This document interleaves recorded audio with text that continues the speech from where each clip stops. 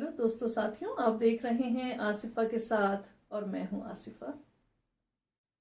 आज मैं अपने इस चैनल के ज़रिए से आप सबके साथ अपनी एक और रियलिटी, एक और हकीकत, जो मेरी असल रियलिटी और हकीकत है, वो शेयर कर रही हूं। और वो यही है कि मैं एक ट्विन फ्लेम डिवाइन फेमिनिन हूँ और एक मुस्लिम फैमिली में पैदा हुई, बॉर्न हुई। और मेरी इसी सच्चाई को मेरी फैमिली ने ना सिर्फ एक ज़माने से छुपाना चाहा, बल्कि मुझ पर जादू करवा कर मेरी इस हकीकत को मुझसे ही भुला देना चाहा, मेरी सोल को हमेशा हमेशा के लिए सुलवा कर। ये सच्चाई, ये हकीकत मुझे जब ही बताई गई जब मुझे 2020 में अवेक करवाया गया।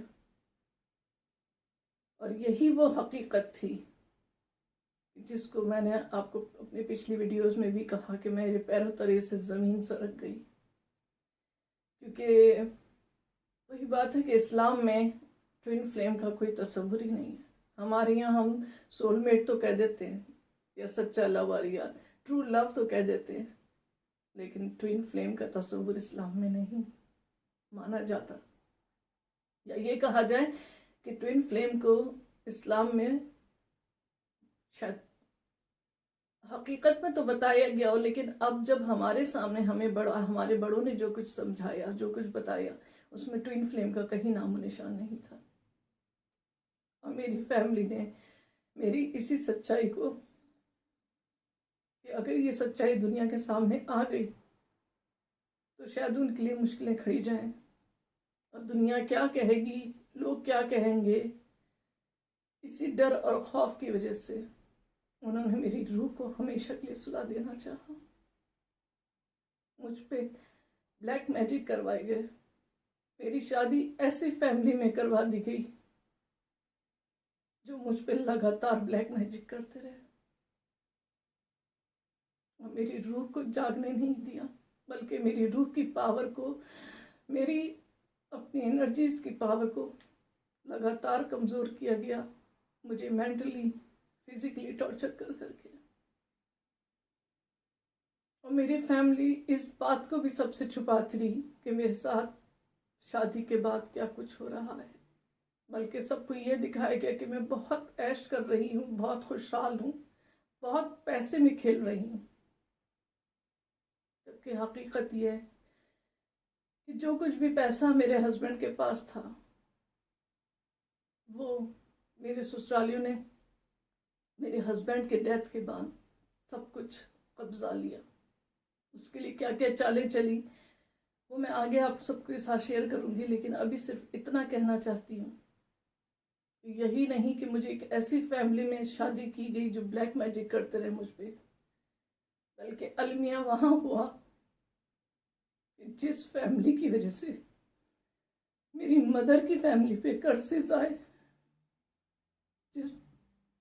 जिस फैमिली की वजह से मेरी माँ, उनकी जनरेशन, उनकी फैमिलीज, मेरे एंसेस्टर्स नस्ल दर नस्ल से कर्सेस के, ट्रॉमा के बर्डन तले दबे आ रहे थे। उसी फैमिली ने मेरी माँ के साथ दोस्ती करके, उनके ऊपर जादू टोने करके उन्हें अपने कंट्रोल में किया, मेरे फादर को, मेरी फैमिली को कंट्रोल में किया।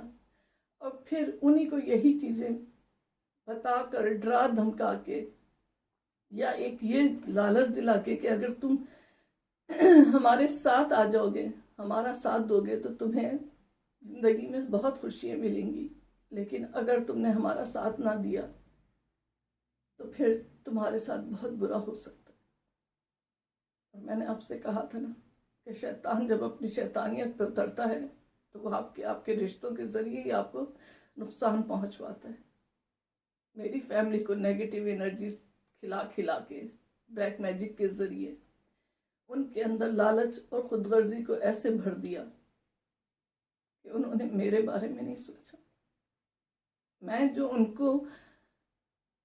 उनकी फैमिली को नस्लों की बद्दुआओं से, कर्सेस से, लानत से बचाने के लिए इस दुनिया में उनकी मदद करने, या उनकी बेटी बनकर उन्होंने अपने उसी मुहाफिज को, उसी प्रोटेक्टर को अपने उन्हीं दुश्मनों के हवाले कर दिया कि जिनकी वजह से उनके ख़ानदान पे नस्ल दर नस्ल से कर्सेस चले आ रहे थे। ये है उस शैतान की शैतानियत का खेल। और जब मैंने अपनी अवेकनिंग के बाद, जब मेरी स्पिरिट गाइड ने मुझसे कहा कि मैं अपनी फैमिली में सबका जिक्र करूं, मैंने अपनी फैमिली में अपनी मदर, अपनी बहन से जिक्र किया। पहले ने उन्हें सब पे इनकार किया, सिर्फ यही कहा कि तुम ज़हनी तौर पे बीमार हो रही है, कुछ नहीं, तुम्हारा वहम है, तुम पागल हो गई हो, ये और बहुत कुछ बुरा भला कहा।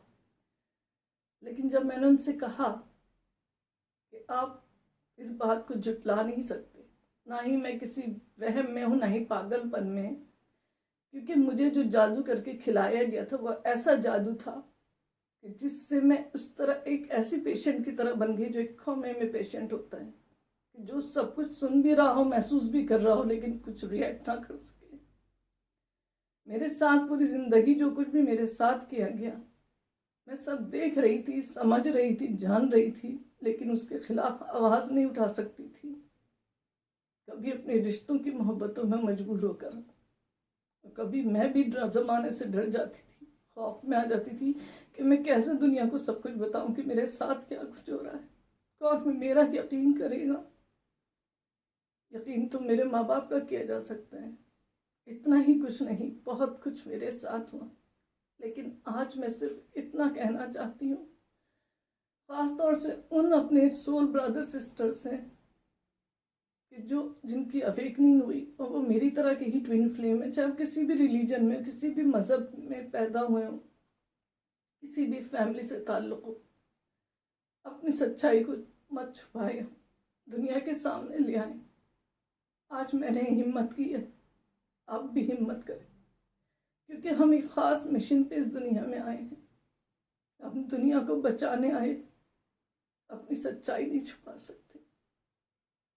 मैंने कई अवेकनिंग के बाद मैंने कई और दूसरे लोगों की, कभी टैरो कार्ड रीडर या कभी किसी और की जो कि स्पिरिचुअलिटी से रिलेटेड वीडियोस वगैरह अपलोड कर रहे थे, मैंने उनके चैनल को जब देखना शुरू किया तो मुझे पता चला कि बहुत से लोग ऐसे ट्विन फ्लेम्स हैं जो अपने नाम बदल कर अपनी बातचीत को कह रहे हैं, लेकिन उनका भी यही कहना है कि हम अपनी रियलिटी अपने ख़ानदान के सामने नहीं ला सकते, अपनी फैमिली के सामने नहीं ला सकते। उन सब से मैं यही रिक्वेस्ट करूंगी कि प्लीज़ अपनी सच्चाई अब मत छुपा।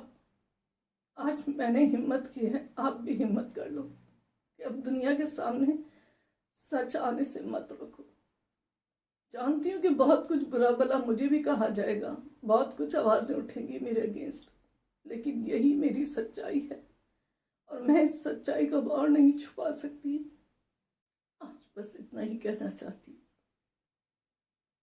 आप सबका बहुत बहुत शुक्रिया मेरी बातें सुनने का, मुझे वक्त देने का। आपसे बस यही रिक्वेस्ट है कि मेरे चैनल को सब्सक्राइब करके मेरी वीडियोस को लाइक करें और शेयर करें, ताकि मुझ जैसे और जो भी स्पिरिचुअल सोल या ट्विन फ्लेम या जो भी सोल्स अपनी दुनिया में अवेकनिंग के बाद इस डर और खौफ को लिए बैठे कि वो अपनी सच्चाई दुनिया के सामने कैसे लाए, उनमें भी हिम्मत बंधे, उन्हें भी हिम्मत मिले कि जिस तरह आज मैं अपनी सच्चाई सबके सामने लाई हूँ, वो भी अपनी सच्चाई लाए और हम दुनिया में जो खोकर अपनी असलियत को भूले बैठे हैं, अपनी असलियत को जानना शुरू करें। और अपनी असलियत को हम खुद ही जान सकते हैं।